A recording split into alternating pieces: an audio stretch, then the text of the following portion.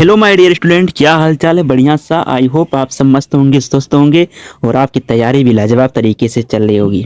तो स्टूडेंट, आज की इस वीडियो में हम जानेंगे क्लास 12th हिंदी 2025 के महत्वपूर्ण टॉपिक को। चलिए देखते हैं। मात्र जो है आपको 4 टॉपिक पढ़ना है। केवल 4 टॉपिक पढ़ करके आप 30 नंबर पक्का कर सकते हैं अपने बोर्ड एग्जाम में, क्लास 12th हिंदी वाले। चलिए देखते हैं वो कौन सा टॉपिक है। तो वो टॉपिक है आपका पहला साहित्यिक परिचय, और फिर कहानी, और फिर पत्र लेखन और निबंध।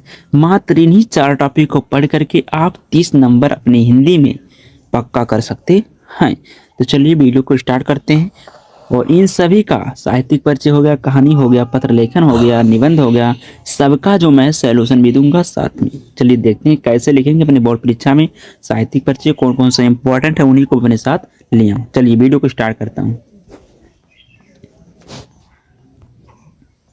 चलिए सर्वप्रथम मैं लिया हूँ वासुदेव शरण अग्रवाल। वासुदेव शरण अग्रवाल जी का साहित्यिक परिचय लिखते हुए उनकी प्रमुख कृतियों का उल्लेख कीजिए। देखिए कभी कभी क्या होता है ना, साहित्यिक परिचय पूछता है, कभी कभी जीवन परिचय पूछता है। मैं दोनों ही बता देता हूँ आपको। जीवन परिचय एंड साहित्यिक परिचय दोनों ही बता देता हूँ हूबहू आप के शब्दों में। चलिए सबसे आसान तरीका, सबसे ही लाजवाब तरीके से आपको समझाने वाला हूँ जीवन परिचय।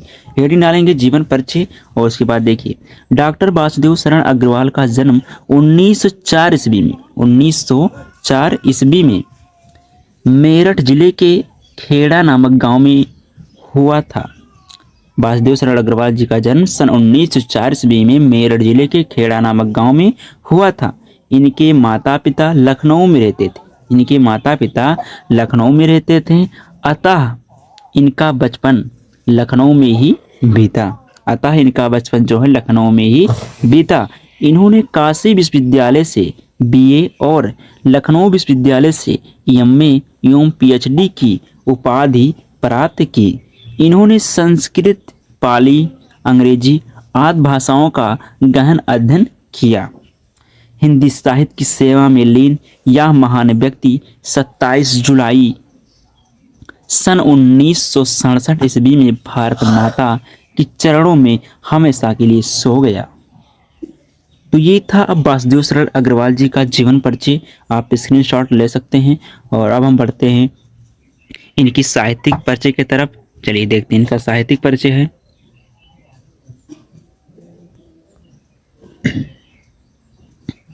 साहित्यिक परिचय। डॉक्टर वासुदेव शरण अग्रवाल ने कविता लेखन में अपना साहित्य प्रारंभ किया। ये लखनऊ एवं मथुरा के पुरातत्व संग्रहालय में निरीक्षक, केंद्रीय पुरातत्व विभाग के संचालक और राष्ट्रीय संग्रहालय दिल्ली के अध्यक्ष भी रहे।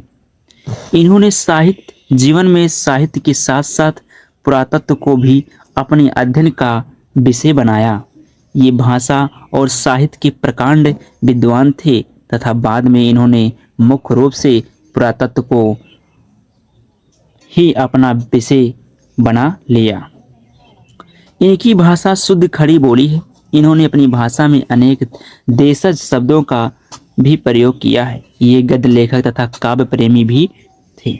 अर्थात जो वासुदेव शरण अग्रवाल थे वो कविता लेखन में अपनी साहित्य प्रारंभ किए, और ये लखनऊ एवं मथुरा के पुरातत्व संग्रहालय में निरीक्षक एवं केंद्रीय पुरातत्व विभाग के संचालक और राष्ट्रीय संग्रहालय दिल्ली के अध्यक्ष भी रहे। इन्होंने साहित्य जीवन में साहित्य के साथ साथ पुरातत्व को भी अपने अध्ययन का विषय बनाया।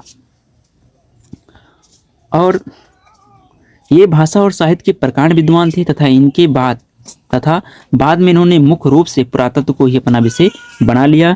इनकी भाषा शुद्ध खड़ी बोली है। इन्होंने अपनी भाषा में अनेक देशज शब्दों का प्रयोग किया। ये गद्य लेखक तथा काव्य प्रेमी भी थे। अब जानेंगे इनकी जो कृतियों को देखते हैं। इनकी कृतियां हैं। इनकी कृतियां निम्नलिखित हैं। जैसे निबंध है कल्पवृक्ष, निबंध संग्रह में देखिए कल्पवृक्ष, कल्पलता, पृथ्वीपुत्र, वेद विद्या आदि। उसके बाद शोध ग्रंथ पाणिनि, कालीन, भारत। उसके बाद संपादन में पद्मावत, हर्षचरित। ये हो गया इनकी कृतियां। तो आप स्क्रीनशॉट ले सकते हैं। और अब आगे बढ़ते हैं। चलिए, अगर आपको मान लीजिए इनकी जो कृति है उस प्रकार से नहीं याद है, निबंध संग्रह या कहानी या संपादन संध्याएं हैं, तो आप जो है 2-4 जो इनका रचनाएं लिखकर आप पूरा नंबर प्राप्त कर सकते हैं। अब देखिए आपके सामने होगा डॉक्टर हजारी प्रसाद द्विवेदी जी का साहित्यिक परिचय लिखते हुए उनकी प्रमुख कृतियों का उल्लेख कीजिए। तो सबसे पहले उनका जीवन परिचय बता देते हैं आपको। आचार्य हजारी प्रसाद द्विवेदी का जन्म सन 1907 ईस्वी में बलिया जिले के दुबे का छपरा नामक गांव में हुआ था। इनके पिता का नाम श्री अनमोल द्विवेदी था तथा माता का नाम ज्योतिषमती देवी था। इन्होंने हिंदी एवं संस्कृत भाषाओं का गहन अध्ययन किया। सन 1930 ईस्वी में काशी विश्वविद्यालय से ज्योतिषाचार्य की पढ़ाई उत्तीर्ण की। सन 1957 ईस्वी में भारत सरकार द्वारा ने इन्हें पद्म भूषण की उपाधि से विभूषित किया गया था, सम्मानित किया गया। सन 1979 ईस्वी में रोग से पीड़ित होने के कारण यह महान उपासक हमेशा के लिए चिर निद्रा में सो गया। ये था डॉक्टर हजारी प्रसाद जी का जीवन परिचय, जो 2-4 लाइन में मैंने बहुत ही सरल शब्दों में आपको बता दिया। आप चलिए इसका स्क्रीनशॉट ले सकते हैं और आगे बढ़ते हैं हम इनके अब साहित्यिक परिचय पर। तो इनका साहित्यिक जो परिचय है उसको देखेंगे। देखिए साहित्यिक परिचय। आचार्य हजारी प्रसाद द्विवेदी साहित्य के एक प्रख्यात निबंधकार, आलोचक, संपादक, उपन्यासकार के अतिरिक्त एक कुशल वक्ता एवं एक सफल अध्यापक भी थे। ये बंगला तथा संस्कृत के प्रख्यात विद्वान भी थे। इनकी रचनाओं में नवीनता एवं प्राचीनता दोनों का मेल होता था। इन्होंने अभिनव भारती तथा विश्व भारती ग्रंथ का संपादन भी किया। आधुनिक युग के गद्यकारों में आचार्य हजारी प्रसाद द्विवेदी का महत्वपूर्ण स्थान है। इनके विषय विवेचन में गंभीरता और शालीनता स्पष्ट रूप से प्रकट होती है। ये हो गया इनका साहित्यिक परिचय। और अब हम देखते हैं इनकी प्रमुख कृतियां क्या हैं। तो प्रमुख कृतियां निबंध में देखिए, निबंध संग्रह में है अशोक के फूल, कुटज, कल्पलता, आलोक पर्व। उपन्यास में है बाणभट्ट की आत्मकथा और पुनर्नवा। आलोचना साहित्य में साहित्य सहचर, सूर साहित्य, कबीर। और इतिहास में है हिंदी साहित्य का आदि काल। अगर आपको इस तरह नहीं याद है कि निबंध संग्रह, फिर उपन्यास, आलोचना साहित्य, इतिहास तरह नहीं याद, तो आप जो है आप इसी में से 3-4 आप नीचे रचनाएं लिख देंगे तो वहां से आपको पूरा का पूरा नंबर मिल जाता है। चलिए देखते हैं अगला जो हमारा है, स्क्रीनशॉट ले लीजिए इसका। अगला देखते हैं मैथिली शरण गुप्त। मैथिली शरण गुप्त का साहित्यिक परिचय लिखते हुए उनकी प्रमुख कृतियों का उल्लेख कीजिए। का जीवन परिचय जानेंगे सर्वप्रथम। देखिए मैथिली शरण गुप्त का जन्म झांसी के चिड़गांव में सन 1886 ईस्वी में हुआ था। मैथिली शरण गुप्त का जन्म झांसी के चिड़गांव में सन 1886 ईस्वी में हुआ था। इनके पिता सेठ राम शरण गुप्त हिंदी साहित्य के अच्छे कवि थे। इन्हें अपने पिता से ही कविता की प्रेरणा प्राप्त हुई। गुप्त जी की शिक्षा दीक्षा घर पर ही संपन्न हुई थी। इसी कारण से इनके अंदर काव्य के प्रति अभिरुचि जागृत हुई। सन 1964 ईस्वी में हिंदी का यह महान उपासक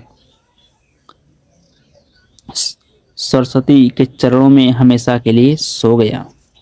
तो ये था मैथिली शरण गुप्त का जीवन परिचय। और अब देखते हैं हम इनकी साहित्यिक परिचय को। इनका साहित्यिक परिचय है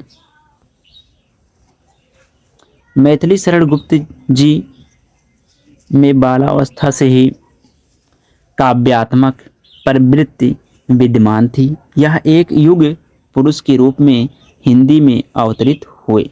इन्होंने हिंदी को अपनी प्रतिभा के स्पर्श से जो संजीवनी शक्ति प्रदान की है, उसी के फलस्वरूप यह लोगों के प्रिय कवि बन गए।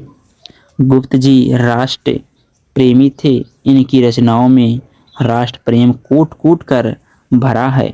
इसी कारण से इनको हिंदी साहित्य के विद्वानों ने राष्ट्र कवि की उपाधि से विभूषित किया। इनकी पहली पुस्तक रंग में भंग थी, लेकिन इनकी पुस्तक भारत भारती ने इन्हें राष्ट्र कवि के रूप में प्रसिद्ध किया। इन्हें द्विवेदी युग का सबसे अधिक लोकप्रिय कवि माना जाता है। ये समाज सुधार पर अत्यधिक बल देते थे। ये हो गया साहित्यिक परिचय मैथिली शरण गुप्त जी का। अब देखते हैं इनकी प्रमुख जो कृतियां हैं। तो गुप्त जी की प्रमुख कृतियां या रचनाएं दो प्रकार की हैं। एक है मौलिक रचनाएं, इसमें देखिए क्या है, भारत भारती, जयद्रथ वध, पंचवटी, साकेत, यशोधरा, नहुस आदि। उसके बाद है अनुदित रचनाएं, मेघनाथ वध, ब्रजभाषा, वीरांगना, प्लासी का युद्ध आदि। ये हो गया इनकी जो है रचनाएं। आप इसका भी स्क्रीनशॉट ले सकते हैं। और अब मैं आगे बढ़ता हूँ। अब जो आपके सामने आ गया है, ये आ गया पंचलाइट कहानी का उद्देश्य लिखिए। पंचलाइट कहानी का उद्देश्य लिखिए। चलिए देखते हैं। पंचलाइट कहानी श्री फणीश्वर नाथ रेणु द्वारा रचित एक आंचलित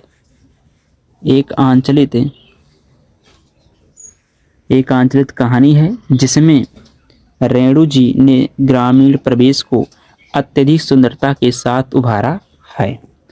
गांव के लोग जाति के आधार पर किस प्रकार विभिन्न टोलियों में बट जाते हैं और ईर्ष्या द्वेष की भावना से भरे रहते हैं। इन सब का बड़ा ही सुंदर और यथार्थ चित्रण इस कहानी में किया गया है। इस कहानी में रेणु जी ने प्रत्यक्ष रूप से ग्राम सुधार की प्रेरणा भी दी है। ग्रामीण परिवेश का वास्तविक चित्रण ही इस कहानी का उद्देश्य है। इसी के साथ रेणु जी ने यह भी सिद्ध किया है कि आवश्यकता बड़े से बड़े संस्कार और निषेध को अनावश्यक सिद्ध कर देती है, अर्थात आवश्यकता पड़ने पर बड़े से बड़े दोष भी हटाए जा सकते हैं। बाकी आप इस कहानी को पढ़े होंगे हूबहू, तो आप समझ जाएंगे। बस इतना अगर आप लिख देते हैं, कहीं ना कहीं आपको नंबर जो है पूरा का पूरा मिल जाएगा। चलिए अब देखते हैं अगला जो हमारा क्वेश्चन है, बहादुर कहानी का उद्देश्य लिखिए। बहादुर कहानी का उद्देश्य लिखिए। बहादुर कहानी श्री अमरकांत द्वारा रचित एक मनोवैज्ञानिक एवं चरित्र प्रधान कहानी है। यह कहानी आधुनिक मध्यम वर्गीय समाज के दिखावटी मानसिकता को प्रकट करती है, अर्थात यह कहानी निम्न एवं मध्यम वर्ग के समाज के मनोविज्ञान का वास्तविक चित्रण करती है। कहानी ने बताया है कि आधुनिक समाज झूठी शान शौकत में विश्वास करता है, वह बनावटी जिंदगी जीना पसंद करता है। कहानीकार ने निम्न वर्ग के प्रति सहानुभूति रखते हुए उनकी स्थिति का बड़ा ही सजीव चित्रण किया है। उन्होंने कहानी में भेदभाव मिटाने को प्रोत्साहन दिया है। कहानीकार इस कहानी के द्वारा यह संदेश देना चाहता है कि सहानुभूति के द्वारा भेदभाव रूपी खाई को पाटा जा सकता है। यानी ये क्या है कि एक नेपाली लड़का है और वो भाग करके घर से एक आता है मध्यम वर्गीय परिवार में और एक नौकरी पे काम करने लगता है। उसी का जो है बहुत शोषण करते हैं लोग, बाद में उसको बहुत ज़्यादा काम करते हैं और उसके ऊपर आरोप लगाते हैं, जिससे वो क्या छोड़कर चला जाता है। तो वही से कहानी आप पढ़ लेंगे इसको, और इतना अगर आप लिख देते हैं तो समझिए पूरा नंबर पाएंगे आप। तो इसका स्क्रीनशॉट ले सकते हैं। उसके बाद मैं आगे बढ़ता हूँ। चलिए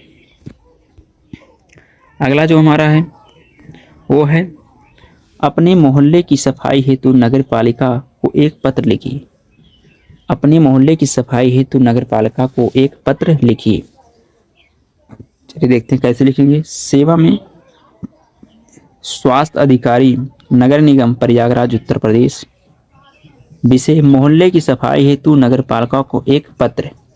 महोदय जी, मैं इस पत्र के माध्यम से प्रयागराज नगर निगम के स्वास्थ्य अधिकारी का ध्यान अपने मोहल्ले में फैली गंदगी की ओर खींचना चाहता हूं।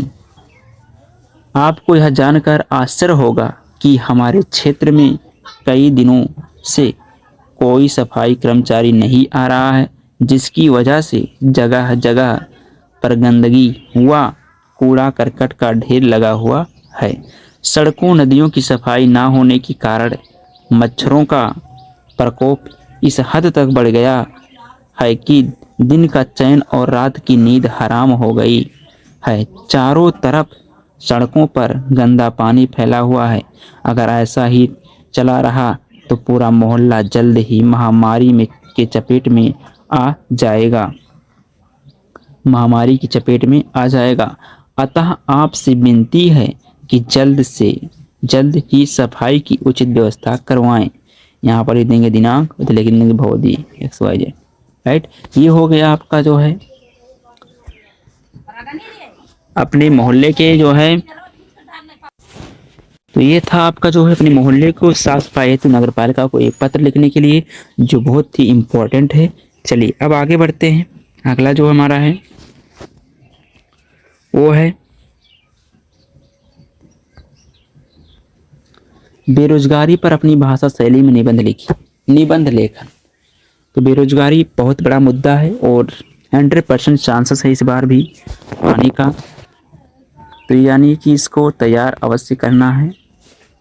और मैं आपको बहुत ही सरल शब्दों में बता दिया है। चलिए देखते हैं बेरोजगारी। सबसे पहले आप लिखेंगे रूपरेखा। रूपरेखा में क्या क्या लिखना है? प्रस्तावना, बेरोजगारी का अर्थ, बेरोजगारी के कारण, बेरोजगारी को दूर करने के उपाय और उपसंहार। इतना सारा हेडिंग आप रूपरेखा बना करके लिख देंगे। रूपरेखा लिखेंगे, उसके बाद हेडिंग डालेंगे इस प्रकार से, और अब एक एक हेडिंग का जो है विस्तार से उसका वर्णन करेंगे। चलिए आगे बढ़ते हैं।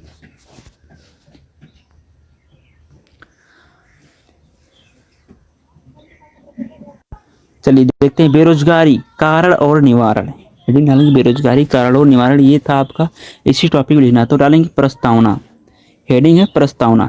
बेरोजगारी किसी भी देश अथवा समाज के लिए एक अभिशाप है। इसमें न केवल व्यक्तियों पर बल्कि पूरे समाज पर भी बुरा प्रभाव पड़ता है।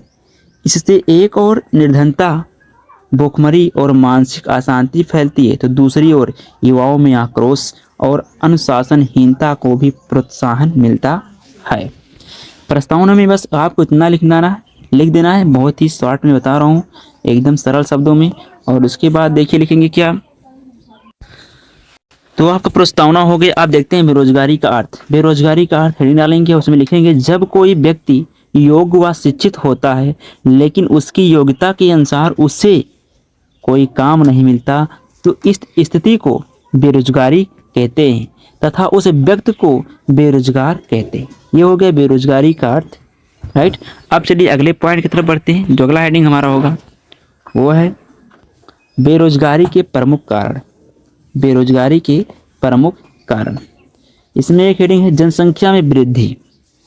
जनसंख्या में वृद्धि, जनसंख्या वृद्धि बेरोजगारी का एक प्रमुख कारण है।